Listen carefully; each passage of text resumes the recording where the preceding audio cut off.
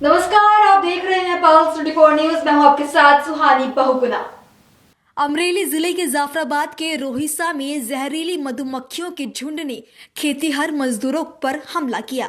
इस हमले में 2 मजदूर कानाभाई भांबनिया और जानबन भांबनिया जहरीली मधुमक्खियों के काटने से घायल हो गए, जिसके बाद दोनों को तुरंत इलाज के लिए जाफराबाद अस्पताल में भर्ती कराया गया।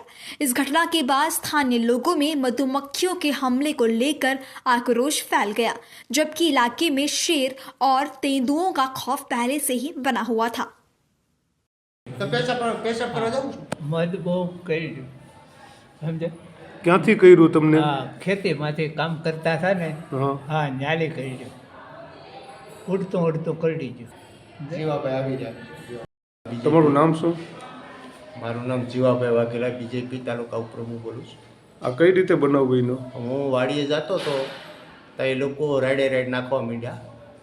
મને તાત્કાલિક કાનાભાઈએ બોલાવ્યો, મને કે આમનું આમ થયું છે। મેં અગાઉ પણ જાણ કરેલી છે કે આવી રીતે બનાવ બનેલો છે, પાછો આ બીજી વાર બન્યો છે। કોઈ જંગલ ખાતા કે કૃષિ વિભાગમાં જ્યાં કોઈ પણ સંસ્થામાં આવે તો એની તકેદારી લેવા ભાગરૂપે પગલાં લેવા। ऐसी तमाम खबरों के लिए देखते रहे पल्स 24 न्यूज।